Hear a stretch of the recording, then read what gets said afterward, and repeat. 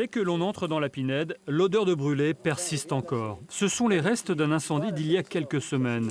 Le dernier d'une longue liste de feux allumés volontairement dans ce massif aux confins de l'Anjou et de la Touraine. Tous ces incendies, c'est un petit peu partout. On va se balader, on va en voir un peu partout. Donc là, étant rendu au 28, 29e, allez, on n'est plus à un près. Hein. Il y en a certains, ils sont un petit peu dans le milieu où il n'y a pas de chemin d'accès. Des endroits, ils ont tiré plus de 200 mètres de tuyaux pour pouvoir arriver à... Voilà, c'est la difficulté. Et là, c'est ce qui fatigue les pompiers. Les gendarmes, eux aussi, sont sur la brèche et patrouillent régulièrement pour traquer ceux ou ces pyromanes mystérieux qui sévissent depuis plus d'1 an.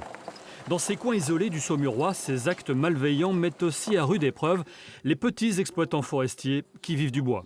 Bien sûr, la végétation, on voit la fougère, ça repart. Mais vous voyez les pins? Eux, ils sont morts. Ça veut dire que même s'ils ont encore un peu de vie en tête, de toute façon, ils sont attaqués par les insectes et les champignons. Et donc, il va falloir couper le plus rapidement possible pour éviter que ça se propage ceux qui sont encore sains. Au fil des mois, les maires des 2 communes touchées, La Breille-les-Pins et Brain-sur-Alonne, ont agi ensemble et ont même dû édicter des arrêtés municipaux pour interdire l'accès aux sentiers de la forêt pour éviter tout risque. La forêt occupe 90% de la surface totale de la commune de La Breille. Beaucoup de gens habitent vraiment isolés dans la forêt. Nous sommes inquiets pour nos administrés qui sont isolés dans la forêt et eux aussi, bien entendu, encore plus.